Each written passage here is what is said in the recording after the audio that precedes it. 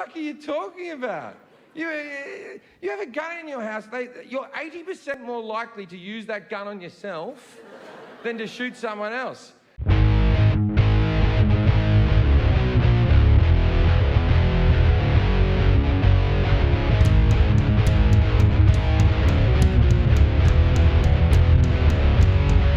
Hi, beautiful people. It's your girl Faye.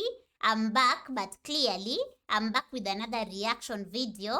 And in today's episode, I'm here with a comedy video by Jefferies. This is on gun control part 1. I'm excited and I can't wait to see what he has to say about it. And I'm hoping that you are going to take this journey with me all the way to the end. And as per usual, I'll be giving my comments at the end. So I hope to see you there. And if this is the kind of content you are interested in, look no further because you're right in the right place. So go ahead right now and do that thing. Smash on the subscribe button down below if you haven't done so already. And be part of this beautiful family. So without further ado, let's see what gun control part 1 is all about. And you know the drill. Remember to stick until the end because why not? Now, before I start saying this, I want to say this, right? I believe in your right as Americans to have guns. I'm not trying to stop you from having guns. All I'm saying is this is my personal belief on the opinion. My opinion on the... it doesn't matter. I don't like guns. Okay. Right? I'm going to say some things that are just facts, right? In Australia, we had guns, right? Right up until 1996. And in 1996, Australia had the biggest massacre on earth. Still hasn't been beaten. And... Now, after that, they banned the guns. Now, in the 10 years before Port Arthur, there was 10 massacres. Since the gun ban in 1996, there hasn't been a single massacre since. I don't know how or why this happened. Maybe it was a coincidence, right? Now, please understand that I understand that Australia and America are two vastly different cultures with different people, right? I get it. In Australia, we had the biggest massacre on earth, and the Australian government went, that's it, no more guns. Done. And we all went, yeah, right then, that seems fair enough, really. Now, in America, you have the Sandy Hook massacre where little tiny children died, and your government went, maybe we'll get rid of the big guns? Big gun? And 50% of you went, fuck you, don't take my guns!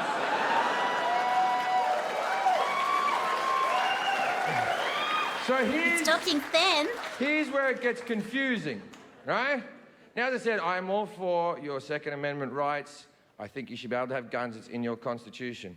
What I am not for is bullshit arguments and lies.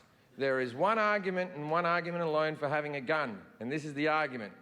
Fuck off. I like guns. It's not the best argument, but it's all you've got. And there's nothing wrong with it. There's nothing wrong with saying, I like something, don't take it away from me. But don't give me this other bullshit. The main one is, I need it for protection. I need to protect me, I need to protect my family. Really? Is that why they're called assault rifles? Is it? Never heard of these fucking protection rifles you speak of? Protection? What the fuck are you talking about? You have a gun in your house, you're 80% more likely to use that gun on yourself than to shoot someone else. And people think, well, that'd never happen to me. You don't know that, because you know what? From time to time, we all get sad. One day you're happy, then you're sad, and then, it was... By the way, he's talking sense because sometimes when you are sad, you feel like, let's say, for example, you are sad and you are feeling like the world is not on my side. You see chances of you picking that gun and pushing yourself is so high, right? So I think he's talking sense, but who am I to say? let me take it slightly back and yeah, let's continue listening. One day you're happy, then you're sad, and then, it was...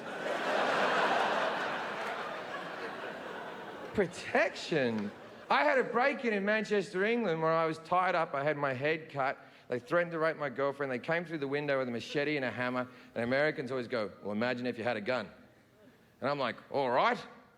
I was naked at the time. I wasn't wearing my holster. I wasn't staring at the window waiting for cunts with machetes to come through. Like, what world do you live in where you're constantly fucking ready? Oh, wow. I love You his have guns because thinking. you like guns. That's why you go to gun conventions. That's why you read gun magazines. None of you give a shit about home security. None of you go to home security conventions. None of you read Padlock Monthly. None of you have a Facebook picture of you behind a secure door going, fucking yeah. Wow. Like, you're going to be ready if someone comes into your house. You have it at all fucking time. By the way, most people who are breaking into your house just want your fucking TV. You think that people are coming to murder your family? How many fucking enemies do you have? Wow. Geez, you think a lot of yourself if you think everyone's coming to murder you. See, if you have it readily available, it becomes unsafe. You have it in your bedside table, one of your kids picks it up, thinks it's a toy, shoots another one of your kids. Happens every fucking day. Yeah. We'll go, that'll never happen in my house, because I'm a responsible gun owner. I keep my guns locked in a safe. Then there's no fucking protection! Someone comes into the house, you're like, wait there, fuckface. Oh, you've come to the wrong house here, buddy boy. I'll tell you what. Wow. I'm gonna fuck you up. Okay. Who does There's a 32 that? to the left or 32 to the right. Your mother's birthday? Why the fuck would I know your fucking mother's birthday? Maybe if you didn't leave the window open because it's too hot in here, we wouldn't be getting fucking murdered, right? Wow. So genius. I find the NRA to be hard work. But the fact that they always think the answer is more guns. After Sandy Hook happened, the NRA said, and I quote, none of this would have happened if the teachers had guns.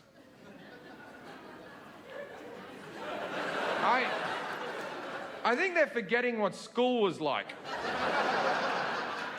Does anyone remember that casual teacher that used to, whenever she came onto school, that relief teacher came, you and your friends would see her and go, oh, we're going to make her cry. And then she'd stand in front of the class with a bit of chalk and her hands would be shaking. And you go, you're never getting married, are you, miss? Never going to happen for you. By the way, students can be so mean. Like, they can make your life as a teacher so miserable because I believe, especially in high school, because these are adults you are dealing with or yet to be adults. Crazy. Then she'd get back to a 1967 Volkswagen Beetle, she'd be crying over the steering wheel, just, why don't they like me? Let's give that cunt a gun and see how things work out.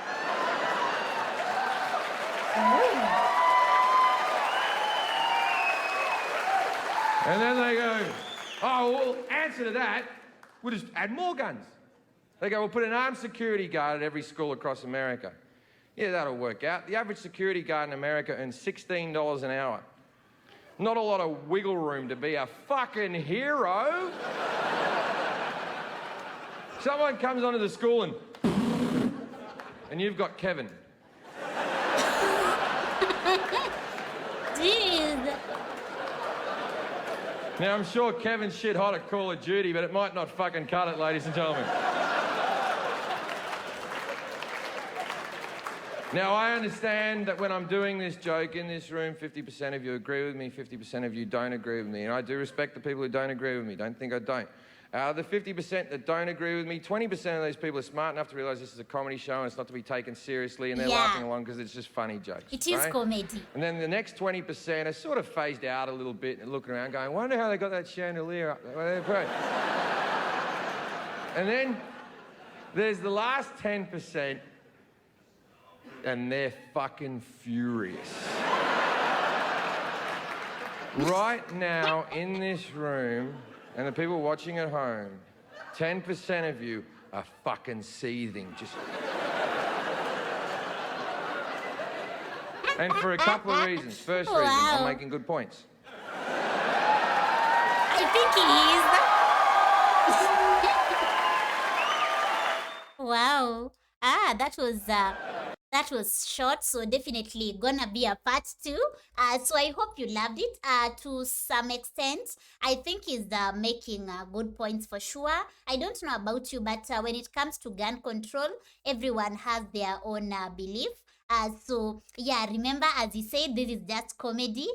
So I hope you loved it, and if you enjoyed it, please consider to give it some love, give it a thumbs up, and then drop a comment and share what you loved about it, which was your most logic or funny line in the episode. Let me know in the comment section. And yeah, so I don't have much to say about this, because in my country, gun control is not a thing. Like it's not legalized. Like you can just have a gun and for safety and all that. It's not a thing.